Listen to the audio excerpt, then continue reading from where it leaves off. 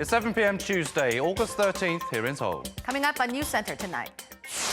President Moon Jae-in expresses confidence in Korea's economic fundamentals despite uncertainties at home and abroad.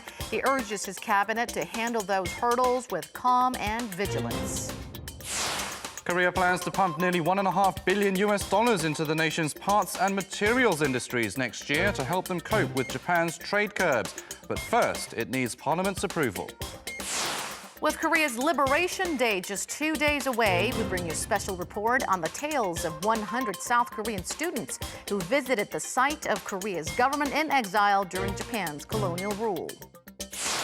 And Hong Kong's main airport struggles to reopen after mass anti-government protests. Hong Kong's leader, Carrie Lam, calls for order while expressing concern that Asia's financial hub will take a long time to recover.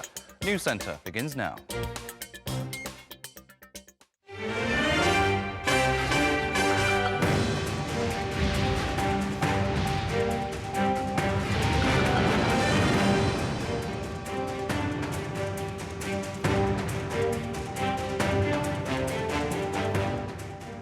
Good evening and welcome to Arirang NEWSCENTER, live from Seoul. I'm Han Da-eun. And I'm Noah Lam. Thank you, as always, for joining us this evening. We start at the top office. Tonight, President Moon Jae-in says the nation's economy stands strong despite the multiple external factors dragging on its growth. The president also called on his administration to be on guard against fake news that only adds fuel to market uncertainties. We'll begin with our chief political correspondent, Shin Se-min, at the top office. President Moon Jae-in called on the members of his cabinet to cope with the current economic circumstances with calmness, all in the midst of looming external factors. 미국과 중국의 무역 갈등이 지속되고 있는 가운데 일본의 경제 보복까지 더해져 여러모로 우리 경제 상황이 녹록하지 않습니다.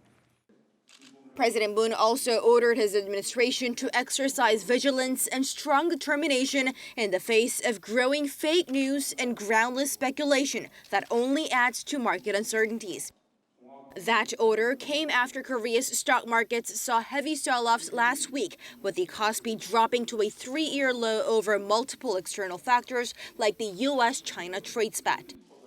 But despite all that, the president encouraged the nation and said the country still has firm economic fundamentals. 세계적인 신용평가 기관들의 일치된 평가가 보여주듯이 우리 경제의 기초 체력은 튼튼합니다. He cited a recent sovereign credit rating released by Fitch Ratings last week that kept South Korea at AA- with a stable outlook. Moody's Investor Service also kept its rating at AA2 last month. And he pointed out that Korea's rating was 2 notches higher than Japan's rating. The president added that the domestic economy enjoys positive credibility on the back of its financial soundness resulting from a low government debt ratio. President Moon also called on the government that it should be more determined to turn the challenges facing the nation into an opportunity to boost the economy and improve its competitiveness, saying time never awaits for us. Shin Se-min, Arirang News. And President Moon Jae-in says the challenges South Korea faces today will later help it avoid being swayed by others. He made the remarks at a luncheon earlier today at the Blue House with around 160 independence patriots and their relatives. The event comes ahead of National Liberation Day on Thursday, which commemorates the end of Japan's colonial rule over Korea. Here's the president. 우리는 사람과 사람, 민족과 민족, 나라와 나라 사이의 공존과 상생, 평화와 번영이라는 인류 보편의 가치를 잊지 않습니다. 우리에게 역사를 성찰하는 힘이 있는 한 오늘의 어려움은 우리가 남에게 휘둘리지 않는 나라로 발전해가는 디딤돌이 될 것이라고 확신합니다. Although he said Japan's undermining of Korea's efforts to develop friendly bilateral ties is disappointing, President Moon said the government will continue working to resolve the dispute diplomatically. He also highlighted how important it is to achieve peace and prosperity on the Korean peninsula by overcoming division, the unfinished goal of Koreans from 100 years ago. He said the oneness of the people is desperately needed. A task force made up of South Korea's ruling party, the government, and a presidential office held their first meeting today to discuss developments regarding Japan's trade curbs and review follow-up measures. They've decided to hike next year's budget support for the local parts and materials industries to minimize the negative impact from Tokyo's actions and boost their competitiveness. Our Kim Min-ji reports. South Korea plans to boost next year's state budget for the local parts and materials industries to help them cope with Japan's export curbs. In a task force meeting Tuesday bringing together the ruling party government and the presidential office, they said the funds will be directed first and foremost to minimizing the fallout on companies, while in the long run boosting their competitiveness and reducing their dependency on Tokyo. Although the exact figure is yet to be announced, it's expected to be more than $1 billion. We've decided to sharply boost spending to support the parts and materials industries in next year's budget proposal and to further increase funding for innovative growth. On top of the bigger spending, the three sides agreed to waive preliminary feasibility studies for projects worth over $1.3 billion to more quickly bolster the competitiveness of the parts and materials industries. State-led projects worth over $40 million are subject to the tests in order to prevent waste of resources. The three sides also agreed to swiftly draw up plans for tax benefits and other financial support. Our task force comprises officials in positions to make swift and effective decisions. We will work as a control tower to come up with coordinated responses between the ruling party, the government, and the presidential office. The government vowed to swiftly implement the supplementary budget passed by Parliament earlier this month and use the current situation as an opportunity to breathe new life into local industries as well as revamp the country's economic fundamentals. Kim Min-ji, Arirang News. Also today, the Ministry of SMEs and Startups discussed ways to enhance the country's technological independence in components, materials, and parts by promoting cooperation between Korean conglomerates and small firms. The meeting was attended by government officials and business leaders from 14 big and small firms, including Samsung Electronics and Hyundai Motor. The participants agreed on the need for technological independence and pledged to work together to come up with a plan to support R&D and establish test beds through technological exchanges and cooperation. South Korean civic groups protested against Japan's hosting of the Olympics next year over concerns of radioactive wastewater from the Fukushima nuclear disaster. Some 30 groups gathered today in front of the former Japanese embassy in Seoul, where they argued Prime Minister Abe's claim that the water is under control is not true. More than 1 million tons of the water is in storage there, with up to 4,000 tons being added each week with no viable ways of their disposal. The Olympic Games are a festival of peace, but they said Abe is using the global event to promote Japan. They also claim that the food given to the athletes could be contaminated. The ongoing diplomatic and trade dispute between South Korea and Japan is beginning to take a toll on cultural exchanges between the two countries, resulting in a series of abrupt cancellations of cultural events. Our Jong-un has the story. A worsening relations between Seoul and Tokyo are not just affecting the economy, but have also spread to cultural events. A Facebook post shared by a veteran Korean artist last week is getting attention, as it said that he received a notice from the exhibition organizers saying they would cancel his art exhibition, which was scheduled to be shown at the Iksan Jewelry Museum on August 7th. The background of such a decision was due to his art pieces, which portrayed a Japanese woman dressed in a traditional kimono. The notice was received a day before the exhibition, and the veteran artist called it utterly ridiculous. There should always be freedom when it comes to publishing art. It doesn't matter if I draw a Japanese woman or a Western woman. Freedom of expression comes first. And given the fact that the organizers knew what I was going to exhibit a couple of months ago, the sudden cancellation shouldn't have happened. The museum organizers explained that they canceled the exhibition due to the public sentiment, which could easily be provoked amid the worsening political relationship between the two countries. But the artist says culture must be separated from politics. No matter how odd the political relations are right now, there is no border when it comes to cultural exchanges. Meanwhile, the Korea Publication Industry Promotion Agency said on Tuesday that it had canceled a book fair organized by the Korean Cultural Center in Tokyo. It explained that after listening to public opinion, it took the decision to cancel the event, which was scheduled to take place early next month. So far, there have been no signs that K-pop events in Japan will be affected by the bilateral diplomatic and trade strife, as exchanges of popular culture between the two countries have tended to remain immune from any political tangles. However, if the spat keeps growing and spreads further into cultural events, it could someday damage the high-flying careers of K-pop artists in Japan. 원정환, 아리랑 뉴스. The Korean branch of Japanese cosmetics firm DHC apologized today. The company has been under fire as recent discriminatory and false remarks about Korea were aired through the company's in-house channel and eventually uploaded on the internet. It was just a matter of time before netizens discovered DHC's posts, and their anger has turned into calls for boycott. Our Yoon Jung-min reports. The Korean branch of Japanese cosmetics and dietary supplement supplier DHC said it officially apologizes over some recent controversial and inappropriate comments that were aired on the company's in-house broadcasting channel and later uploaded on YouTube. DHC Korea said it does not agree with the discriminatory and false remarks made by DHC TV. Moreover, the Korean branch said it will urge its headquarters in Japan to refrain from allowing such incorrect and offensive content to be aired in the future. Beauty stores across Korea have condemned such comments and have begun to boycott DHC products.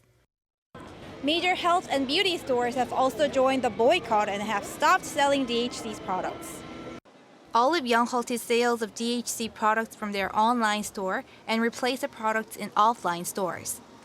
Other brands, Lulavla and Lopes, also stopped selling DHC products or halted new orders from the brand. Currently, our store do not sell DHC's products. We don't know yet when we can start selling those products again. Actress Chung Hae, who has been one of the faces representing the company, announced on Monday that she requested the suspension of her contract with DHC Korea and asked the company not to use her image to promote its products anymore. Yoon Jung-min, Arirang News. In other news, the global semiconductor industry is expected to contract this year, but the market for system chips is likely to see an increase in sales. According to semiconductor market research company IC Insights, 2 out of 3 chip products, including DRAM and NAND flash chips, will see a fall in sales this year amid slowing demand. But the other third of products, including system semiconductors, an area Samsung Electronics is investing heavily in, will see a growth in sales this year. System semiconductors, also known as non-memory chips, are used to power self-driving cars and AI-enabled devices. Korea held the #1 spot for global shipbuilding orders for the 3rd month in a row in July. According to shipping industry analysts at Clarkson Research Services, Korea won orders for 10 ships, totaling 270,000 compensated gross tons last month, which is almost half the total of global output. China ranks second with 200,000 CGTs to build 11 ships, followed by Japan with just 1. Korea's top ranking comes amid a dip in global ship orders, which fell by 43% on year last month. For the first time, the South Korean Navy has picked a female commander to lead its Chung Hae Unit's aviation fleet, which departed for the Gulf of Aden earlier today. The unit is reportedly highly likely to participate in a US-led coalition in the Strait of Hormuz if Seoul exceeds. Kim Ji-yeon reports. A ceremony was held on Tuesday to mark the dispatch of South Korean Navy troops to the Gulf of Aden. Amidst speculation, the unit may also undertake U.S.-led missions in the Strait of Hormuz. The 30th batch of the Chung Hae Unit, carrying some 300 troops, departed on the 4,400-ton destroyer Gangnam-cheon from the southern port city of Busan to conduct overseas missions for 6 months starting September.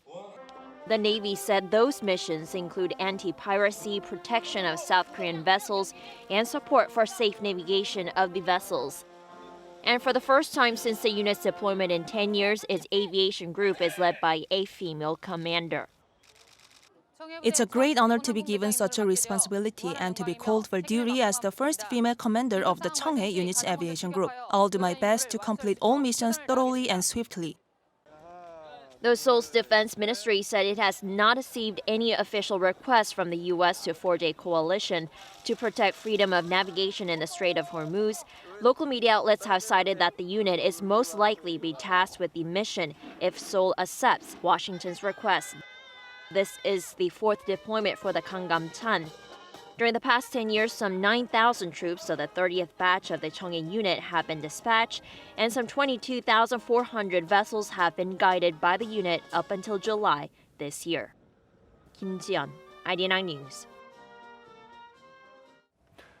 Last month, 100 South Korean students made a special trip to China in celebration of the 100th anniversary of the Provisional Government's establishment.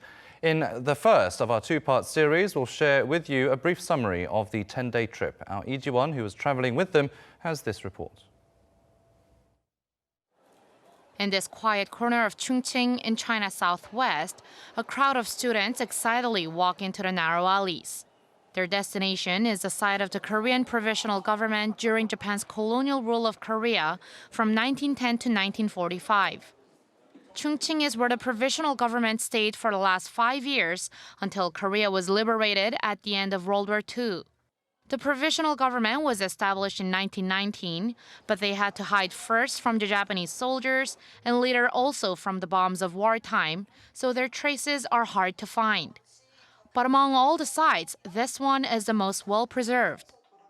100 young leaders from Korea have come here to see where the modern foundation of their country was established, something they find inspiring and overwhelming.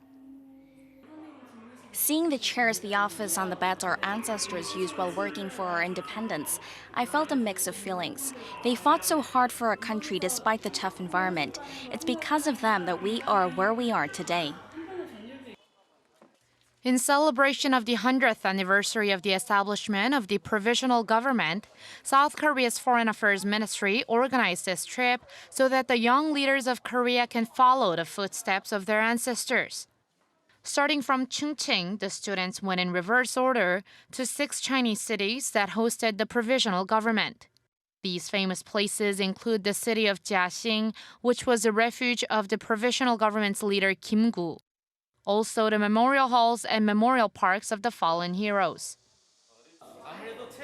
It's very different from what I read in books, and seeing these historical sites in reverse order showed us what unfavorable environment and situation our ancestors first started in. Now in between cities, the students were also entertained with various cultural performances and talks that helped them better understand the history. One of them was a talk with the families of the independence fighters. Lee So-sim, daughter of Lee-dal, who participated in combat against Japan, fought very hard for the restoration of the Chungcheong complex. And during her talk to the students, she emphasized that history must not be taken for granted. Korea has prospered like it has thanks to the sacrifices of the Provisional Government. But it seems like not many remember the history. For Korea to become a greater country, we must not forget the blood shed by those activists. That is what I wanted to share with the students today. Lee Ji-won, Arirang News. North Korea has given promotions to scientists it says researched and developed the regime's purported new weapon system. State media says Kim Jong-un gave new ranks to more than 100 researchers who helped strengthen what it calls the regime's self-defense capability. The North's KCNA claims the regime has finished developing a powerful new weapon system.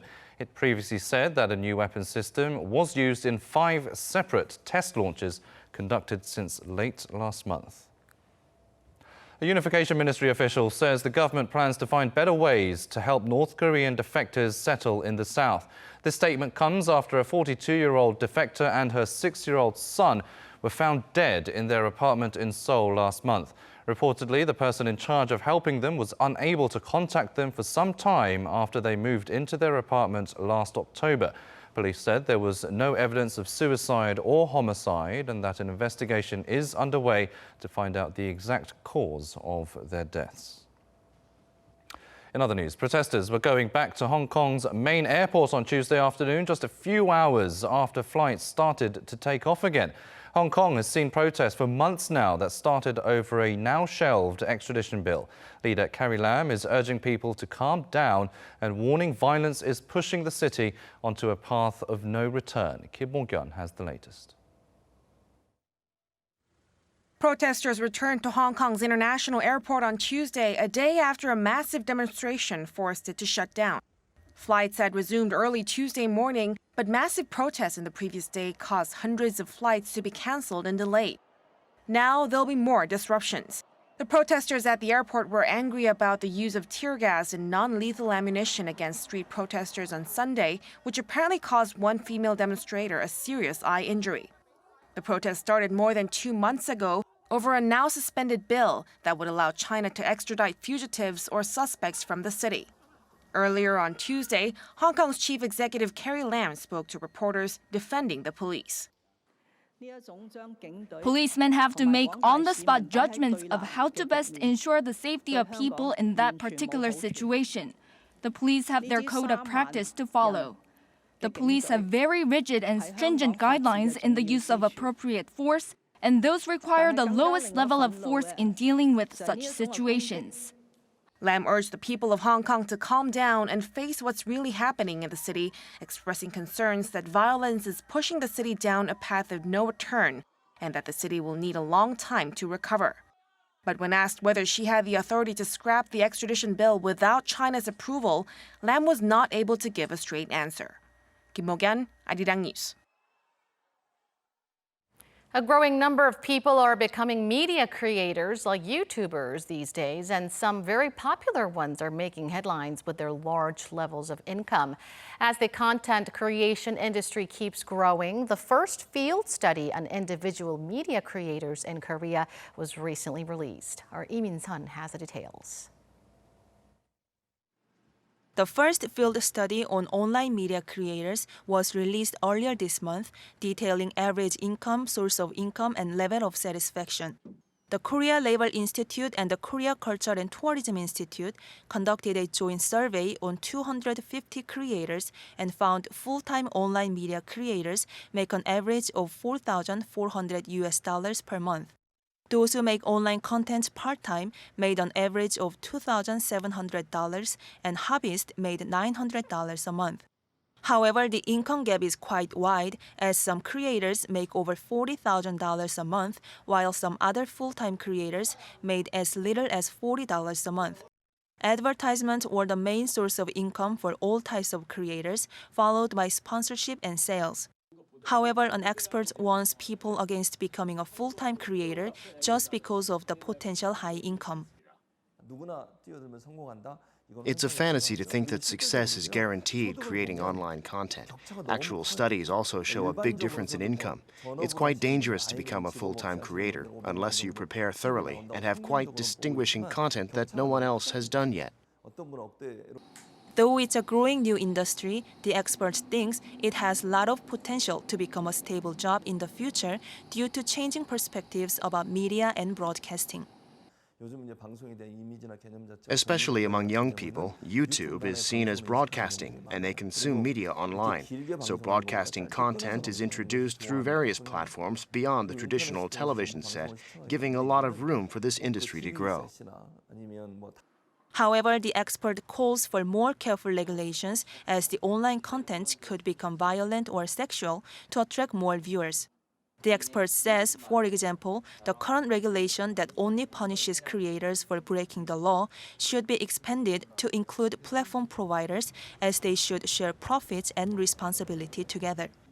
이민선, 아리랑 뉴스.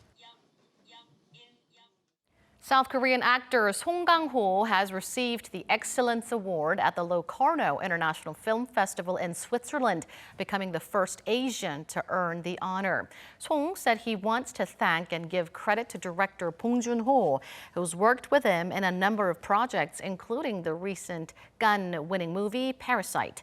The Excellence Award is given to actors and actresses who've contributed to the cultivation of the international movie industry. Past recipients include famous Hollywood stars Susan Sarandon and Willem Dafoe. Archives show that Japan set up and ran brothels for its troops in Vietnam during the 1940s. Seoul's National Institute of Korean History says it discovered new evidence in French archives which show that wartime brothels were set up in cities including Hanoi and Haiphong. Documents show Japanese forces administered the sites and brought in women during Japan's occupation of Vietnam. The institute also says that 70 female nurses and 25 other unidentified women were brought to the sites in February 1941.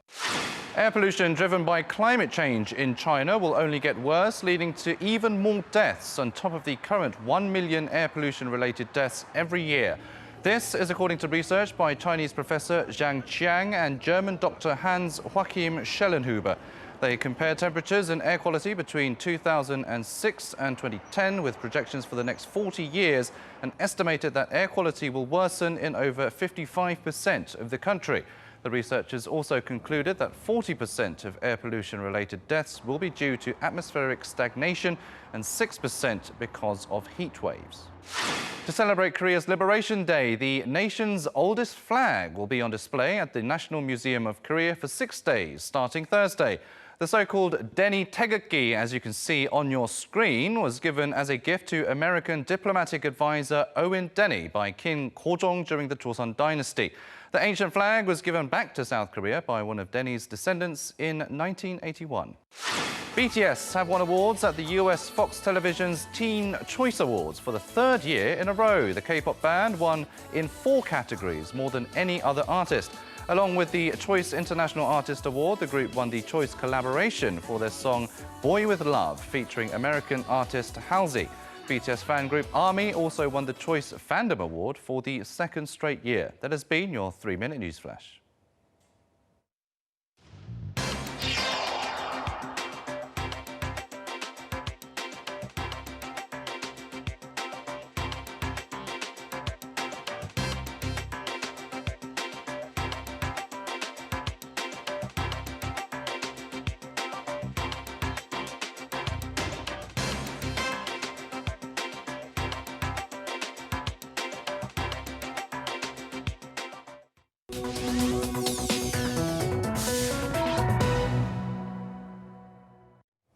It is that time now where we take a look at some of Arirang's digital media content.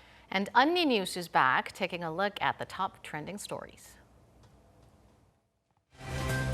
Hi everyone, I'm Minsun, a news reporter at Arirang TV, and here's today's Unni News. It's been more than a month now since South Koreans voluntarily staged mass boycott of Japanese products. It started off with boycotting Japanese beer and certain clothing brands that were popular among Koreans. The boycott movement is not going away, but is spreading to a wider range of products, including products for babies and hobby. According to a local retail chain, from July to first week of August, sales of Japanese diapers decreased 15% compared to a year before. During the same period, sales of Korean diaper brand jumped more than 70%. It's quite notable because once parents find certain baby products that fits them, they usually stick to that brand and don't change. But with the boycott movement, more consumers seem to be finding an alternative product. In addition to that, sales of Japanese game, golf, and cosmetic products has went down. Japanese cosmetic company DHC made anti-Korean remarks and made incorrect accusations about Korea on their television show.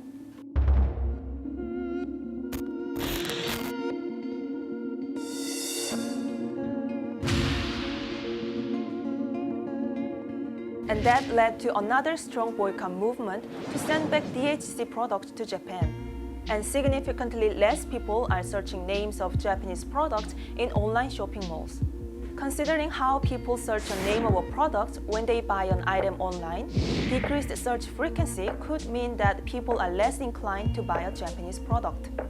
Also in time for the 74th anniversary of National Liberation Day on August 15th, Korean brands are staging so-called patriotic marketing.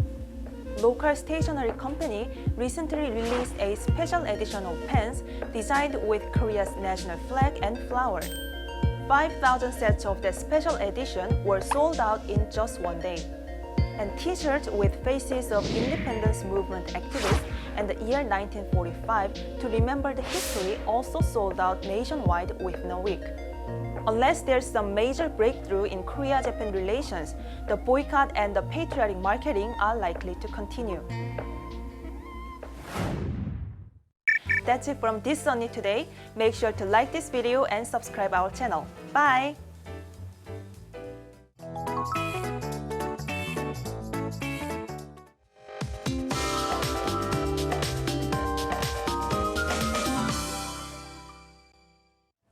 The temperatures have brutally gone up today, intensifying the heat wave across the country.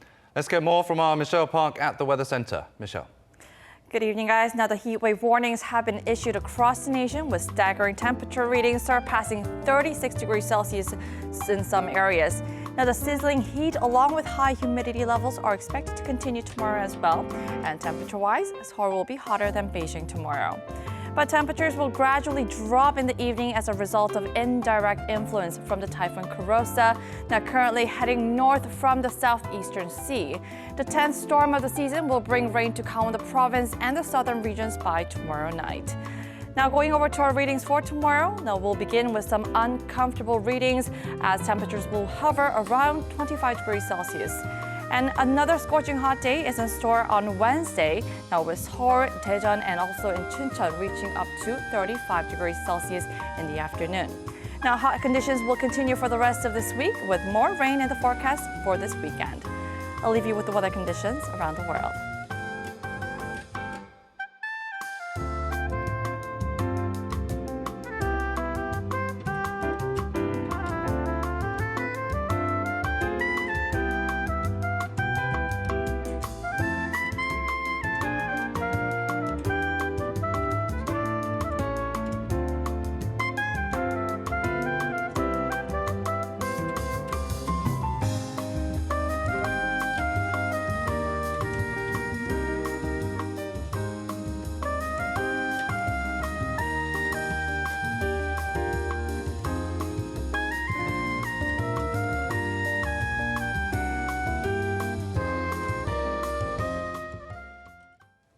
That will do it for this edition of Arirang News. Thank you, as always, for watching. News in Depth is next.